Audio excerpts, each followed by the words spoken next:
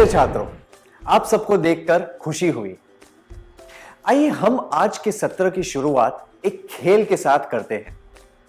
बहुत सारे लोग मिलकर यह खेल खेल सकते हैं, पर अभी हमारे पास समय की कमी है, इसीलिए केवल 15 छात्र ये खेल खेलेंगे। बाकी छात्रों को ध्यान से देखना है, ठीक है? चलिए, हम इस खेल का नाम रखते हैं कहानी बनाओ। आप सबको मिलकर एक कहानी बनानी है। क्या हम एक बड़ा सा गोला बनाकर खड़े हो जाए? अब मैं किसी छात्र की तरफ एक गेंद फेंकूंगा। जिस छात्र के हाथ में वह गेंद होगी, उस छात्र को कहानी शुरू करने के लिए एक वाक्य बोलना है। उसके बाद वह गेंद किसी दूसरे छात्र की तरफ फेंकनी है। फिर वह छात्र कहानी को आगे बढ़ाने के लिए अगला वाक्य बोलेगा। वाक्य बोलने के बाद वह छात्र भी किसी और छात्र की तरफ गेंद फेंक देगा। गेंद को किसी भी दिशा में फेंका जा सकता है। आपके बगल में खड़े छात्र को गेंद देना जरूरी नहीं है, पर हमें कुछ नियमों का पालन करना होगा। सभी छात्रों को एक मौका मिलना चाहिए और कहानी अर्थपूर्ण व रोचक होनी चाहिए। क्या आप नियम समझ गए? क्या हम शुरू करें?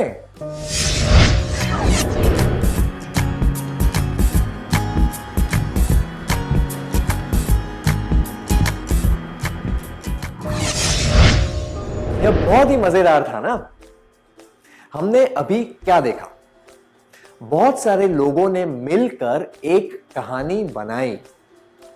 जैसे जैसे हर छात्र एक वाक्य जोड़ता गया, वैसे वैसे कहानी आगे बढ़ती गई। कहानी में बहुत सारे बदलाव आए, पर कहानी अजीब नहीं लगी। कहानी अर्थपूर्ण तरीके से आगे बढ़ती रही और फिर समाप्त हो गई। आप सबने कहानी का कोई अंत सोचा होगा, पर जब कहानी खत्म हुई तो उसका अंत कुछ और ही निकला। पर उस अंत को आप सब ने स्वीकार किया, है ना? आप सब एक ही लक्ष्य की तरफ काम कर रहे थे। कहानी को पूरा करने में सबने अपना योगदान दिया था। अब हम अगला कार्यकलाप करेंगे। जैसे कि मैंने कहा था, हमारे पास समय और जगह की कमी है, इसीलिए अभी केवल एक समूह यह कार्यकलाप करेगा और बाकी के छात्र ध्यान से देखेंगे। जिन छात्रों को पहले मौका नहीं मिला था, अब उन्हें मौका दिया जाएगा। क्या 5 छात्र यहां आकर एक समूह बना सकते हैं? समूह में बैठे छात्र कार्यकलाप करेंगे और बाकी के छात्र देखेंगे कि समूह में लोग किस तरह से व्यवहार करते हैं। ठीक है? कल्पना कीजिए कि आप एक बाल मंडली शुरू करना चाहते हैं। समूह के सारे सदस्य को चर्चा करनी है कि बाल मंडली किस तरह का काम करेगी। तो क्या आप तैयार हैं सब?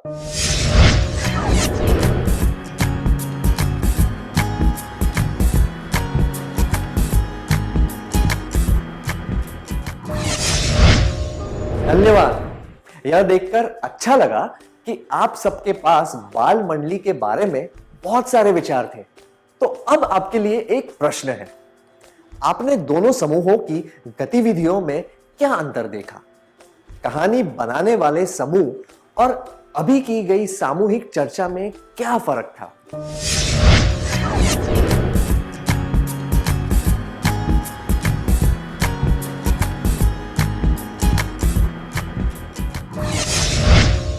बहुत अच्छा प्रयास था, धन्यवाद। दोनों ही कार्य सामूहिक थे और देखने में एक जैसे थे, पर गौर से देखा जाए तो दोनों में कुछ अंतर थे। आइए हम उन दोनों गतिविधियों के बीच की समानता और फर्क के बारे में बात करते हैं। पहले समानताएं। कहानी की तरह बाल मंडली का निर्णय भी सामूहिक प्रयास था। आगे क्या होने वाला है, यह कोई नहीं बता सकता और वार्तालाप में नए नए मोड़ आ रहे थे। सब लोग अपने विचार एक दूसरे को बता रहे थे।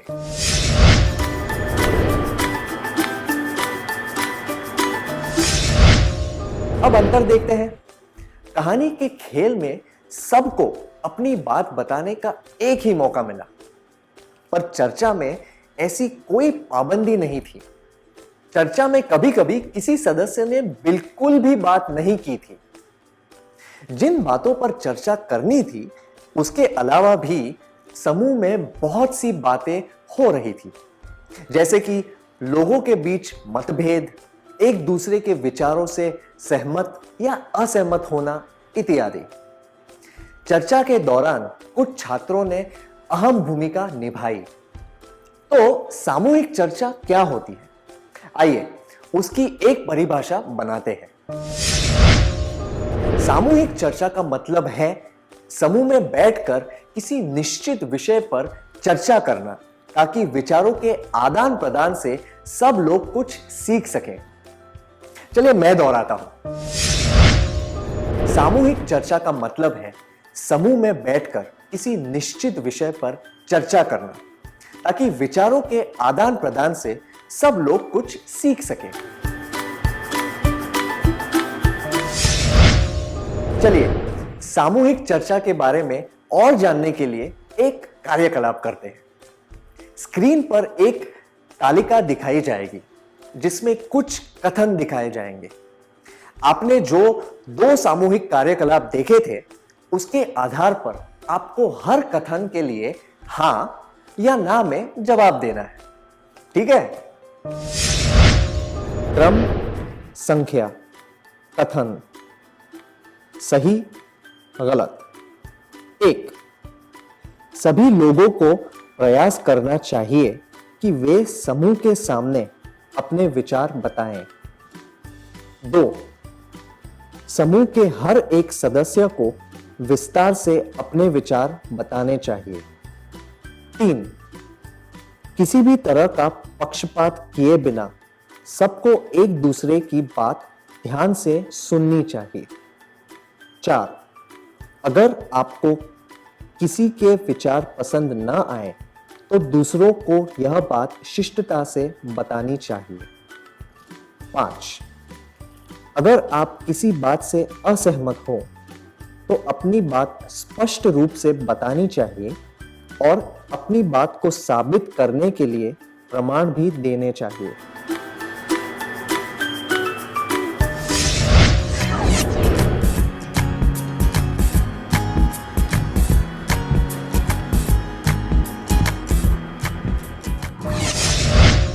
क्रम, संख्या, कथन, सही, गलत। 6, सब लोग एक साथ बात कर सकते हैं। 7, नए विचार और अलग तरह के दृष्टिकोण सामने आने चाहिए। 8, अगर चर्चा बीच बीच में विषय या मुद्दे से भटक जाए तो कोई बात नहीं। 9, हमें सबके सामने अपने विचार जोर से बताने चाहिए।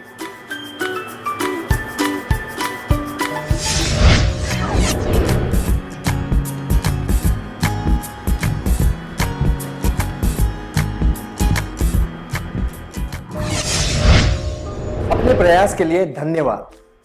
क्या अब हम उत्तर जांच लें? कथन, जवाब, कारण। 1, सभी लोगों को प्रयास करना चाहिए कि वे समूह के सामने अपने विचार बताएं। हां, नहीं तो सामूहिक चर्चा कुछ ही लोगों के बीच हो रहे वार्तालाप जैसे लगेगी।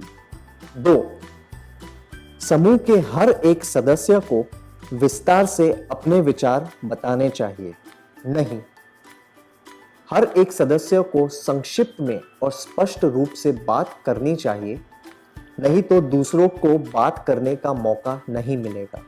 3, किसी भी तरह का पक्षपात किए बिना सबको एक दूसरे की बात ध्यान से सुननी चाहिए। हाँ, नहीं तो बोलने वाले को अपने विचार बताने में रुचि नहीं रहेगी। 4, अगर आपको किसी के विचार पसंद ना आए तो दूसरों को यह बात शिष्टता से बतानी चाहिए। हाँ, नहीं तो लोगों के बीच मनमुटाव हो सकता है। 5, अगर आप किसी बात से असहमत हो तो अपनी बात स्पष्ट रूप से बतानी चाहिए और अपनी बात को साबित करने के लिए प्रमाण भी देने चाहिए। हाँ, नहीं तो दूसरे लोग आपके दृष्टिकोण को ठीक से समझ नहीं पाएंगे। 6, सब लोग एक साथ बात कर सकते हैं। नहीं, सबको बारी बारी से बात करनी चाहिए, नहीं तो किसी को कुछ समझ नहीं आएगा। 7, नए विचार और अलग तरह के दृष्टिकोण सामने आने चाहिए। हाँ, नहीं तो सामूहिक चर्चा आम वार्तालाप की तरह हो जाएगी। 8, अगर चर्चा बीच बीच में विषय या मुद्दे से भटक जाए तो कोई बात नहीं, सामूहिक चर्चा को भटकने नहीं देना चाहिए, नहीं तो चर्चा का कोई मकसद ही नहीं रहेगा। 9, हमें सबके सामने अपने विचार जोर से बताने चाहिए। नहीं, ऐसा करने से दूसरों को गुस्सा आ सकता है। जोर से नहीं, बल्कि विश्वास के साथ बात करनी चाहिए। अब एक और कार्यकलाप करेंगे। अभी हमने देखा कि सामूहिक चर्चा में किस तरह का व्यवहार करना चाहिए। क्या अब हम एक सामूहिक चर्चा करें? इस टीवी पर आने वाले विज्ञापनों के नकारात्मक और सकारात्मक पहलुओं के बारे में चर्चा करेंगे। जिन छात्रों को पहले मौका नहीं मिला था, अब उन्हें मौका दिया जाएगा। इस चर्चा में 5 छात्र भाग लेंगे, ठीक है?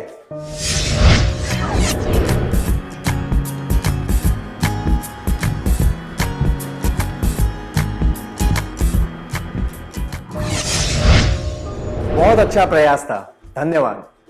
सामूहिक चर्चा के दौरान सबका अधिकार और जिम्मेदारी होती है कि वे अपने विचार व्यक्त करें। बिना भेदभाव और पक्षपात के सबकी बात सुननी चाहिए। अगर आप किसी बात से असहमत हो तो शिष्टता से अपनी असहमति जाहिर करनी चाहिए। सामूहिक चर्चा में एक दूसरे के विचारों को समझना भी जरूरी होता है। अगर चर्चा के दौरान बहुत शोर हो रहा हो तो इसका मतलब है कि व्यवस्थित वार्तालाप की जगह स्थिति अस्त व्यस्त हो रही है। चर्चा में बहुत सारे लोग भाग लेते हैं, इसीलिए जाने अनजाने में लोगों की भावनाओं का भी आदान प्रदान होने लगता है। अगर कोई व्यक्ति दृढ़ता से किसी के विचारों पर असहमति जताए तो दूसरे को गुस्सा आ सकता है। कुछ लोगों को यह भी लगता है कि उनकी बात कोई नहीं सुन रहा, पर सब लोगों को अपनी भावनाओं पर काबू रखने की कोशिश करनी चाहिए। असरदार सामूहिक चर्चा में नए नए विचार और दृष्टिकोण सामने आते हैं। जब नए विचार सामने आते हैं तो लोग उन विचारों को सुनकर स्वीकार करना चाहते हैं। इससे सामूहिक चर्चा सही दिशा में आगे बढ़ती है। सामूहिक चर्चा को सार्थक बनाने के लिए सभी सदस्यों को उचित समय पर नए विचार सामने रखने चाहिए। लोग उन विचारों को ठीक से समझकर स्वीकार कर पाए, उसके लिए विचारों को प्रमाणित करना जरूरी है। अपने विचार संक्षिप्त में और स्पष्ट रूप से बताने चाहिए। क्या हम सत्र का सार संक्षेप कर लें?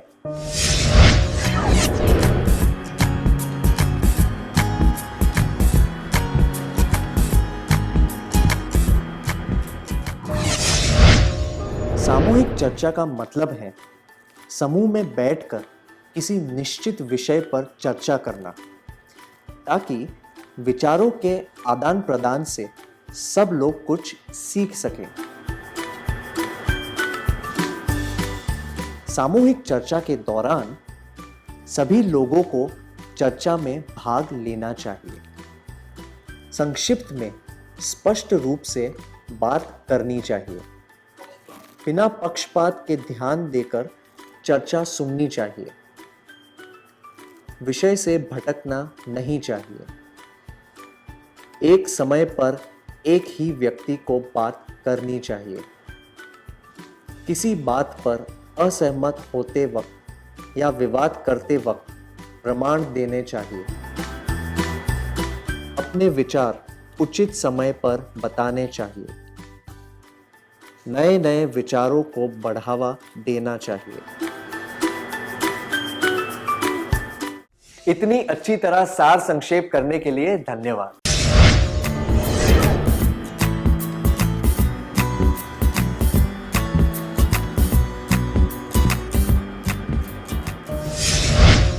नमस्ते छात्रों, आप सबको देखकर खुशी हुई। पिछले सत्र में हमने सामूहिक चर्चा और सामूहिक चर्चा में स्वीकार्य व्यवहार के बारे में सीखा था। अब हम सामूहिक चर्चा में अच्छी तरह भाग लेने के कुछ तरीके सीखेंगे। हम लोगों को उनके गुणों की वजह से पसंद करते हैं। क्या आप याद करके बता सकते हैं कि आपको उनके कौन से गुण पसंद हैं?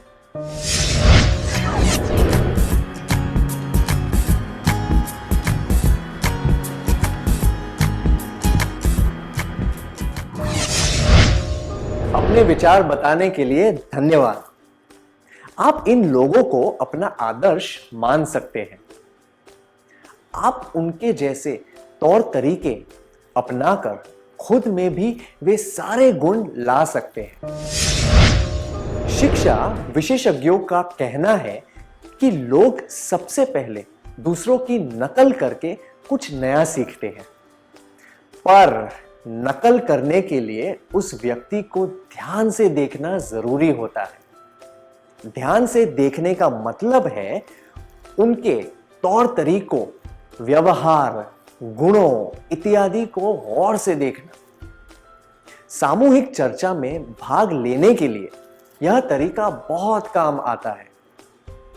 किसी को ध्यान से देखकर हम खुद में वे सारे गुण ला सकते हैं। जब हम सामूहिक चर्चा में भाग लें, तब हमें ध्यान से देखना चाहिए कि लोग किस तरह से अपने विचार प्रकट करते हैं। लोग किस तरह किसी बात पर सहमति या असहमति व्यक्त करते हैं। लोग किस तरह से हाव भाव दर्शाते हैं।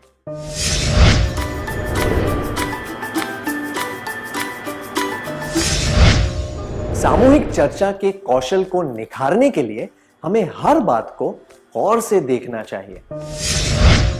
सामूहिक चर्चा को सुधारने के लिए लोगों को ध्यान से देखना चाहिए। दूसरे को ध्यान से देखकर हम बहुत कुछ सीख सकते हैं। हम यह जान पाते हैं कि लोग अपने विचार कैसे व्यक्त करते हैं। लोग सहमति और असहमति कैसे व्यक्त करते हैं। चर्चा के दौरान वे किस तरह एक सकारात्मक भूमिका निभाते हैं। वे सबके सामने यह किस तरह बताते हैं कि कोई बात सही या गलत इत्यादि। इन सब बातों पर ध्यान देने से हम यह सीख सकते हैं कि सामूहिक चर्चा में किस तरह बात करनी चाहिए। बात करने के तरीके के अलावा हमें दूसरी चीजों के बारे में भी पता चलता है, जैसे कि उचित हाव भाव दर्शाना और अपने भावनाओं पर काबू रखना। तो हम कह सकते हैं कि अपने कौशल को सुधारने का सबसे पहला तरीका है दूसरों को ध्यान से देखना। अगला तरीका है ध्यान से सुनना।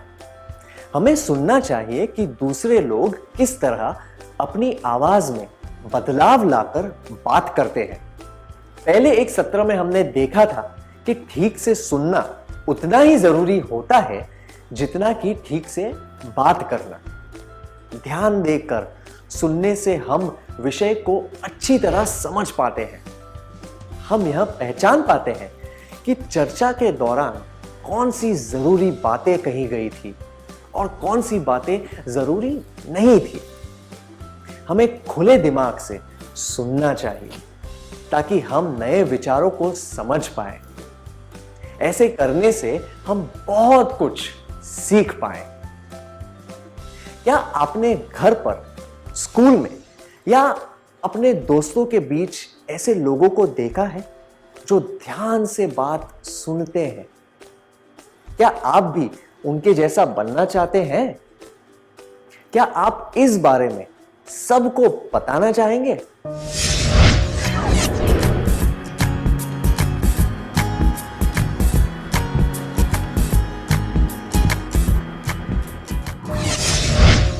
धन्यवाद। हम अपनी मातृभाषा और दूसरी भाषाएं सुनकर ही सीखते हैं। इसलिए यह कहा जाता है कि बोलने से पहले सुनना जरूरी है। ध्यान देकर सुनने से हम विषय को ठीक से समझ पाते हैं। यह जान पाते हैं कि चर्चा के दौरान कौन सी बातें जरूरी थी और कौन सी नहीं। खुले दिमाग से सबकी बातें सुन पाते हैं, नए विचार जान पाते हैं और बहुत कुछ सीख पाते हैं।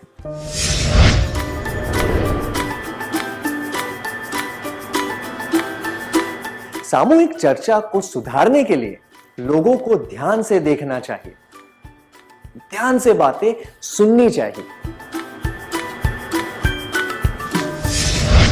अगर आप ध्यान से नहीं सुनेंगे तो आप बिना सोचे समझे बोलते ही रहेंगे।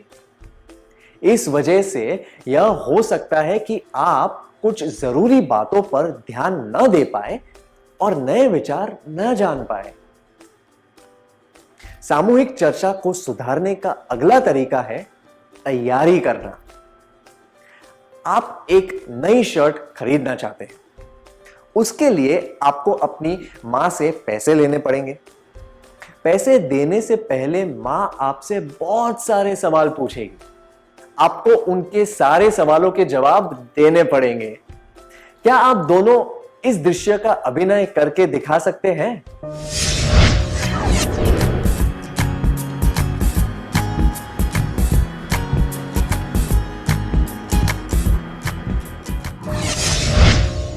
बहुत बहुत बढ़िया था। धन्यवाद। मां से पैसे लेने के लिए आपने क्या किया? आप मां के सवालों का जवाब देने के लिए तैयार थे।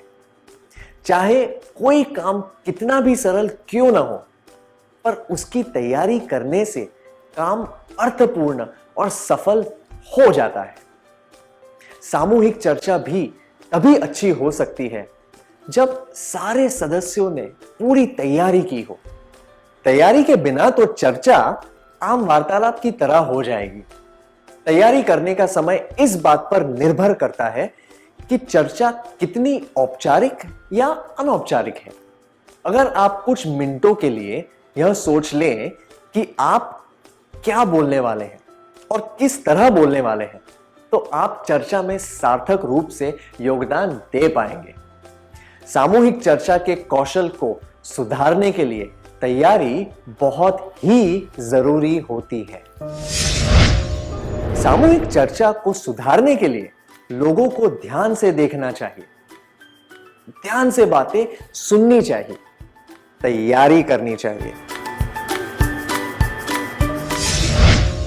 बिना तैयारी के की गई चर्चा अर्थहीन और उद्देश्यहीन बातचीत की तरह बनकर रह जाएगी। सामूहिक चर्चा को सुधारने का अगला तरीका है अभ्यास। क्या आप याद करके बता सकते हैं कि आपने लिखना और चित्र बनाना कैसे सीखा था? क्या आप इसके बारे में सबको बताना चाहेंगे?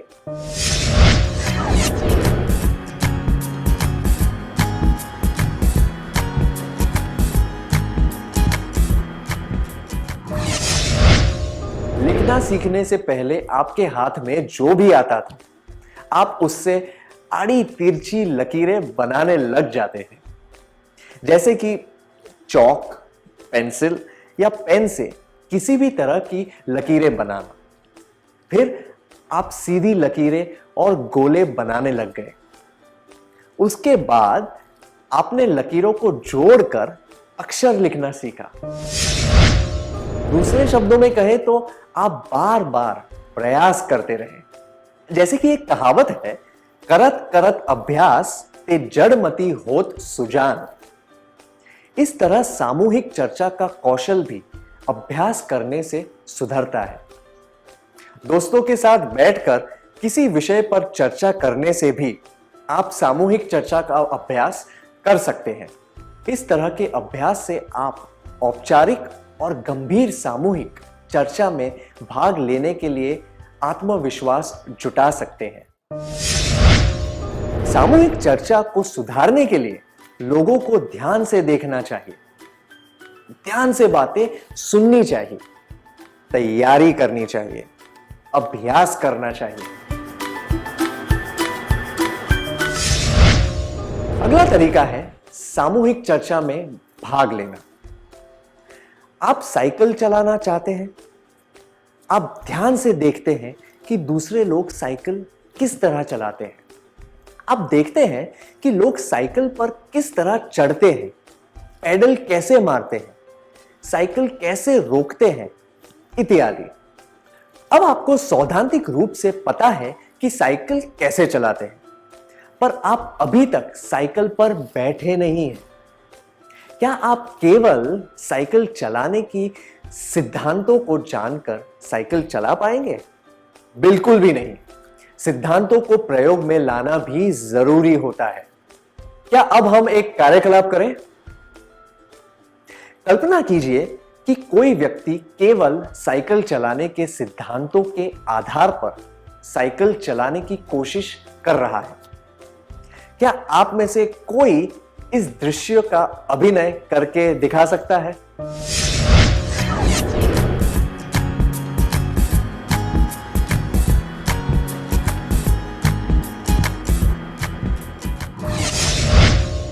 अच्छा अभिनय किया आपने, धन्यवाद।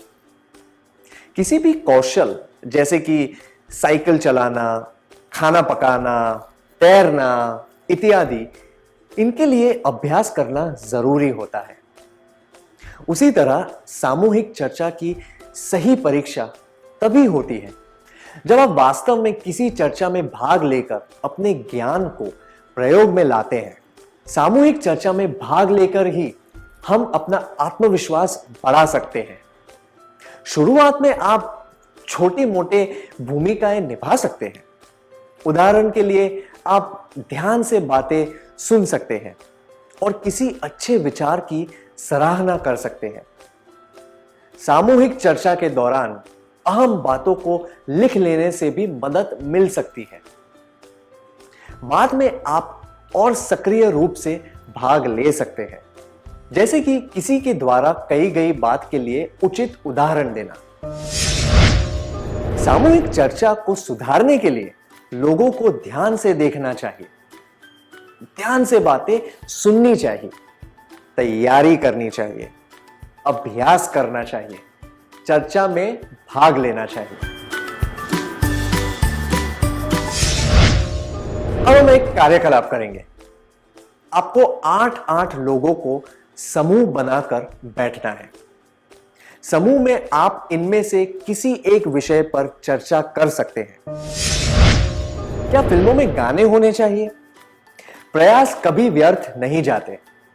स्कूल में भाषण देने के कौशल भी सिखाए जाने चाहिए और बच्चों को माता पिता के साथ समय बिताना चाहिए।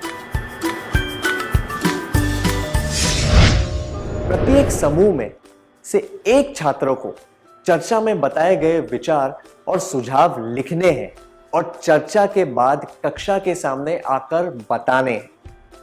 क्या आप सब तैयार हैं?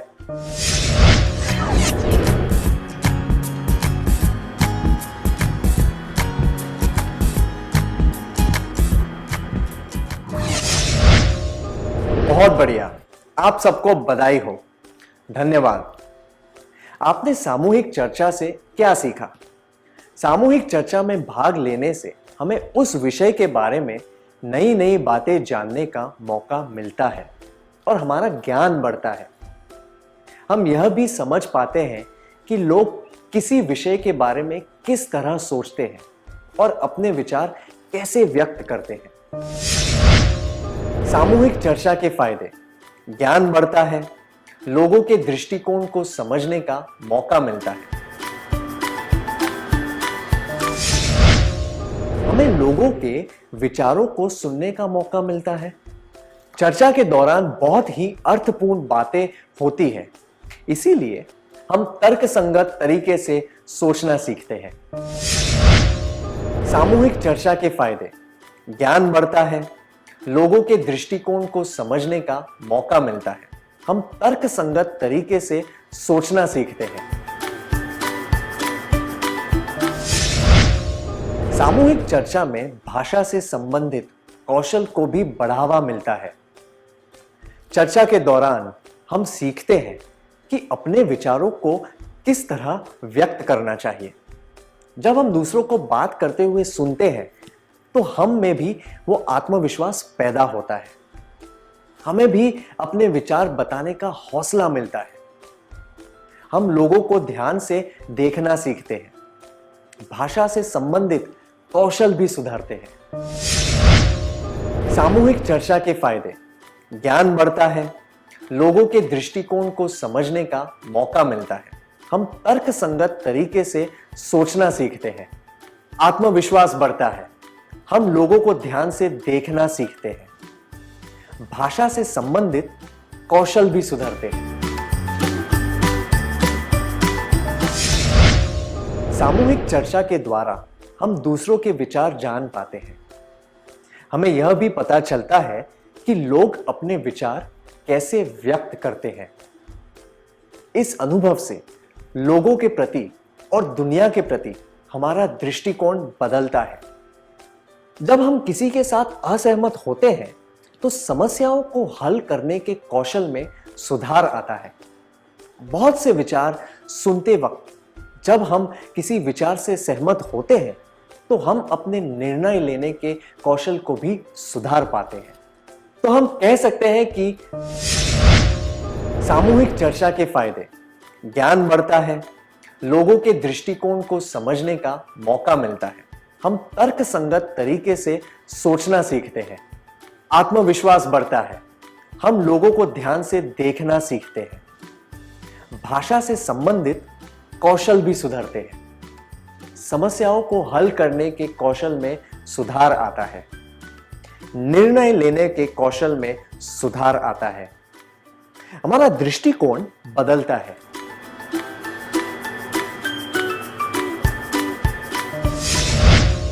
क्या अब हम सत्र का सार संक्षेप कर लें?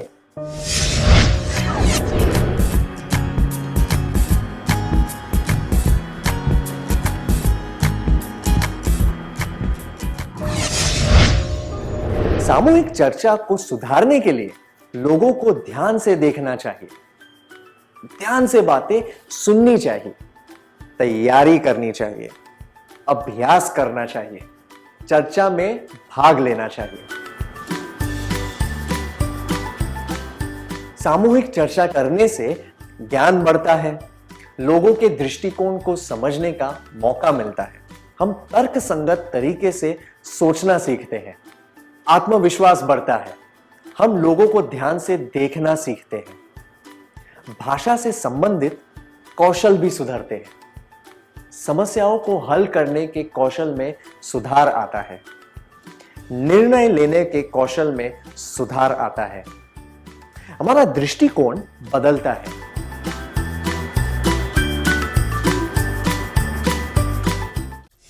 इतनी अच्छी तरह सार संक्षेप करने के लिए धन्यवाद।